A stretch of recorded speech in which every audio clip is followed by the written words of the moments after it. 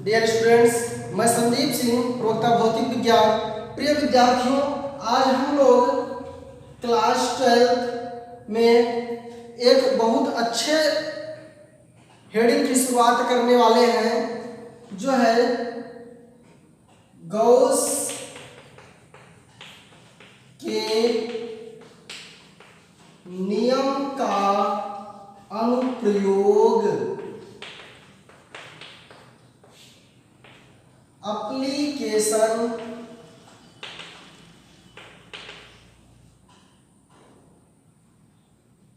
Of Gauss law. प्रिय विद्यार्थियों, Gauss का नियम बहुत ही महत्वपूर्ण नियम है, जिसके बारे में हम लोग चर्चा कर चुके हैं। गॉस का नियम सिर्फ बंद पृष्ठ के लिए ही लागू होता है। यदि सरफेस क्लोज्ड है तो लागू होगा it is valid only for closed point charges. It is valid only for closed point charges.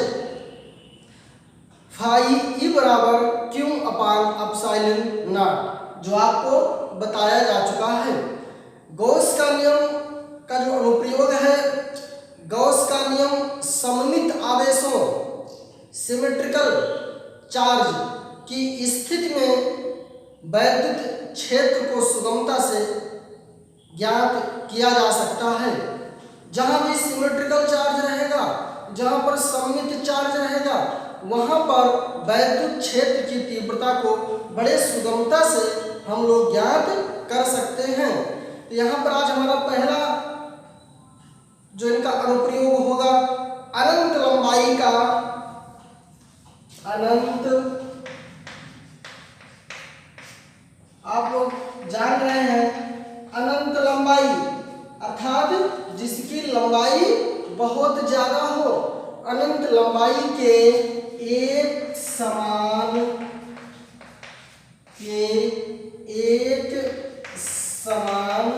आवेशित, मतलब यूनिफॉर्म, एक समान आवेशित, यूनिफॉर्म चार्ज्ड हो, यूनिफॉर्म चार्ज्ड हो, सीधे तार, बिल्कुल सीधा हो, सीधे तार के निकट, इस सीधे तार के निकट वैद्युत क्षेत्र की तीव्रता। देखिए, अनंत लंबाई के एक समान आवेशित सीधे तार के निकट वैद्युत क्षेत्र की तीव्रता, intensity of electric field, intensity of electric field near a uniformly, एक समान आवेशित uniformly charged wire of infinite length. देखिए, intensity of electric field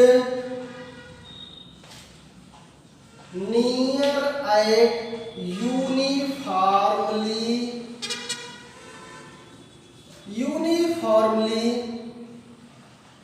charged, uniformly charged at infinite length. कहां पर होगा? अनंत लंबाई का होगा। कैसा होगा? अनंत लंबाई का होगा। सबसे पहले हम लोग इसकी स्ट्रक्चर बनाते हैं। मान लिया कि ये कोई अनंत लंबाई का एक समान रूप से आवेशित है, एक समान रूप से आवेशित कोई अनंत लंबाई का ये कोई वायर है। इसकी लंबाई क्या है? अनंत है। अब हम पूरे अनंत लंबाई को तो बना नहीं सकते हैं, ये बना सकते हैं, आप लोग बना सकते हैं, अच्छी बात। देखिए, अब अनंत लंबाई को तो बनाया नहीं जा सकता, इतनी लंबाई यहाँ पर हमने लिया। ये देखिए गॉस का प्रमेय जहां हम अप्लाई करते हैं कुछ बातों का विश्लेषण करेंगे। यदि आवेश इसके अंदर होगा तो गॉस का नियम लागू होगा, अदरवाइज गॉस का नियम लागू नहीं होगा। आवेश अंदर होगा तो वहां पर हम सबसे पहले गॉसियन पृष्ठ बनाते हैं, गॉसियन सरफेस बनाते हैं। क्या बनाते हैं? गॉसियन सरफेस बनाते हैं। यहां पर अब इस वायर के कारण ज्ञात करना है।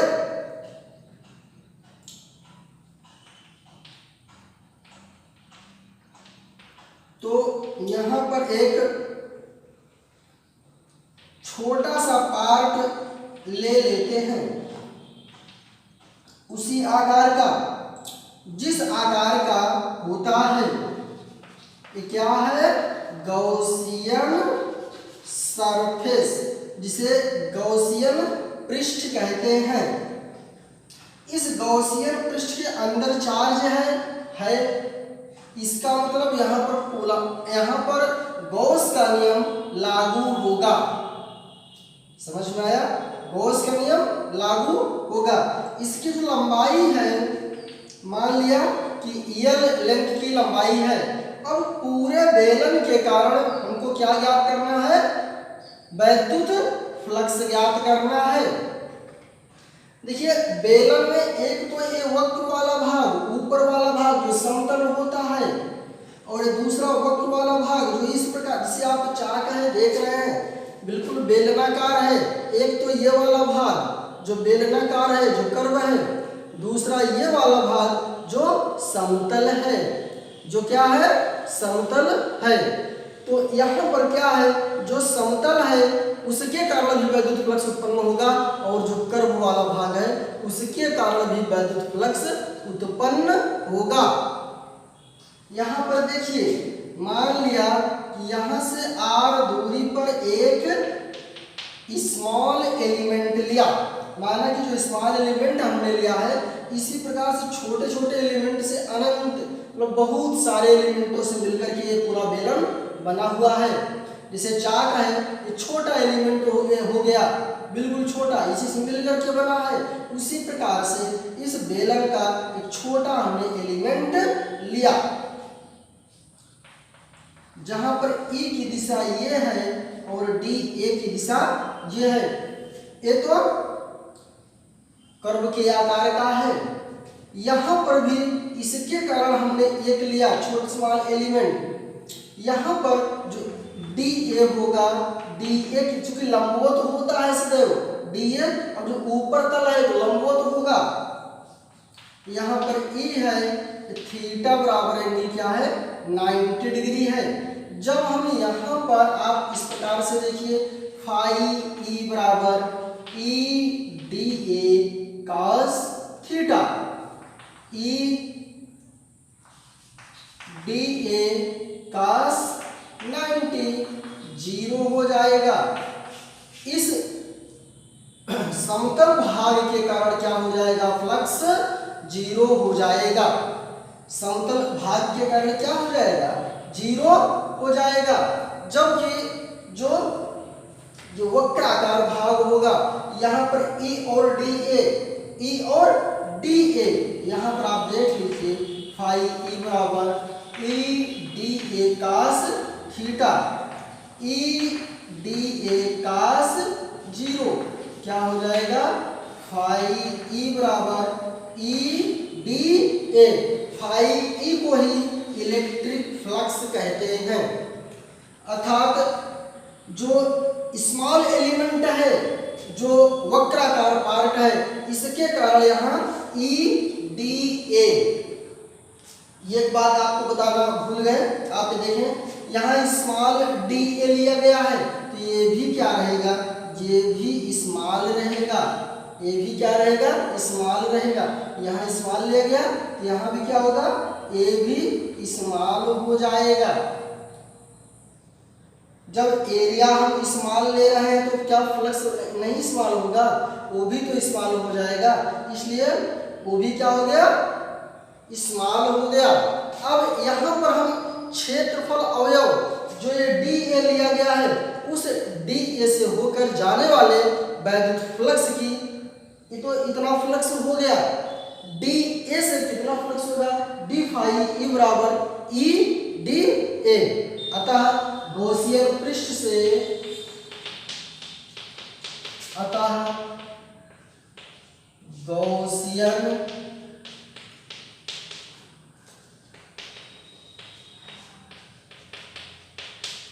पृष्ठ से होकर जाने वाला वैद्युत फ्लक्स फाई ई बराबर क्लोज्ड इंटीग्रेशन या area E dot D A. आपने देखा है ई डॉट डी ए का मान क्या है, ई डी ए है, ई डी ए है, ए डी ए। अब ये पूरा एरिया डी ए पूरा वक्र पृष्ठ कहलाएगा। तो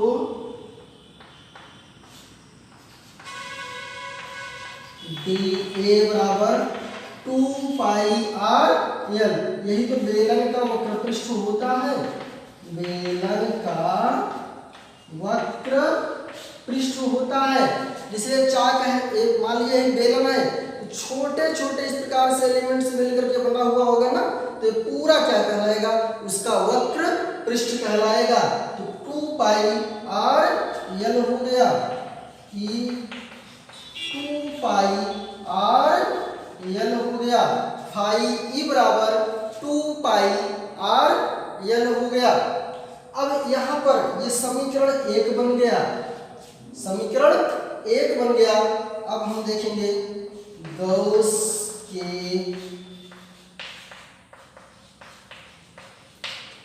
नियमानुसार, आप ये देखिए इस यही डी ए है, इसके अंदर चार्ज है, इसका मतलब गॉस का नियम लागू होगा। गॉस के नियम के अनुसार क्या होता है, फाई ई बराबर क्यू अपान एप्सिलॉन नॉट। ये समीकरण 2 हो गया, समीकरण 2 हो गया। यहां पर अब क्या करेंगे हम, समीकरण 1 और समीकरण 2 को बराबर करने पर, समीकरण 1 और समीकरण 2 को क्या कर देंगे, बराबर कर देंगे। तो आप ये देखिए ई 2 पाई आर एल बराबर क्यू अपान एप्सिलॉन 0, ई बराबर हो जाएगा 2 पाई आर एल। सिस्टमेटिक ढंग से लिखते हैं, 2 पाई एप्सिलॉन 0 क्यू बटे आर इंटू एल हो गया। यह एक फार्मूला हो गया, यह एक फार्मूला हो गया, एक सूत्र हो गया। यहाँ पर इसके और भी कई प्रकार देखने को मिलेंगे। ये जो बेलन है, बेलन ये आप देख रहे हैं, बेलन में क्या है, ये लंबाई है, बेलन में क्या है, ये लंबाई है। आपको हम डेंसिटी में बताए रहे होंगे कि डेंसिटी मुख्य रूप से 3 प्रकार की होती है। एक लीनियर चार्ज डेंसिटी, जहां पर लंबाई पाई जाती है वहां लीनियर चार्ज डेंसिटी होती है। जहां एरिया पाया जाता है वहां सरफेस चार्ज डेंसिटी होता है। जहां पर वॉल्यूम पाया जाता है वहां वॉल्यूम चार्ज डेंसिटी होता है। तो यहाँ लंबाई है, इसलिए लेम्डा बराबर क्यू अपान एल हो जाएगा, लेम्डा बराबर क्यू अपान एल हो जाएगा। लेम्डा को क्या कहते हैं, लीनियर चार्ज डेंसिटी। क्या कहते हैं, लीनियर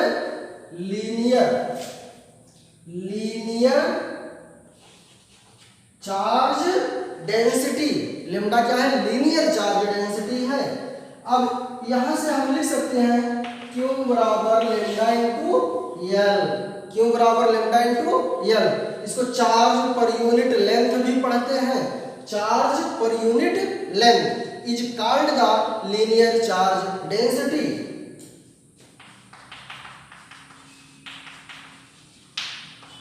लेमडा एल से एल कैंसिल हो जाएगा, 2 पाई एप्सिलॉन नॉट लेमडा पर आर हो जाएगा।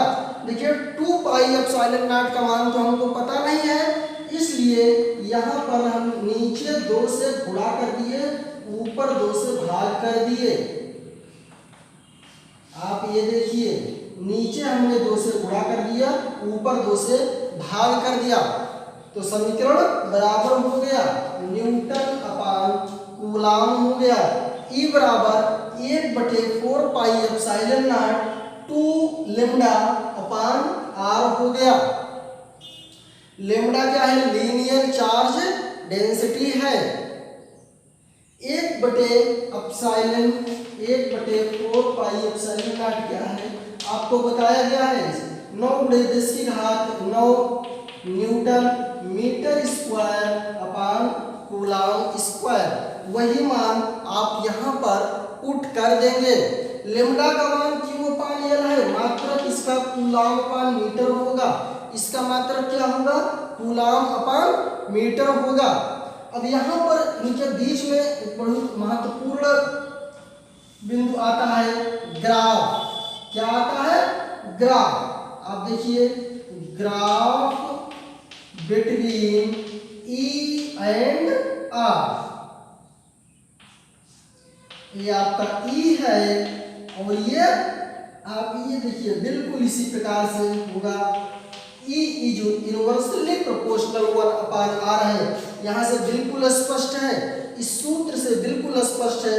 जो ई है देखिए E is inversely proportional 1/r है, इसलिए यहाँ पर उसी प्रकार से तो ग्राफ होगा। आप जानते हैं जब इनवर्सली प्रोपोर्शनल में जाता है तो इस प्रकार से परवलय आकार के रूप में ही ग्राफ होता है। हम उम्मीद करते हैं कि यह पूरा सेशन आपके समझ में आया होगा और आपने इस पूरे क्लास में पूर्ण रूप से सक्रिय भागीदारी निभाई। इसके लिए बहुत बहुत धन्यवाद।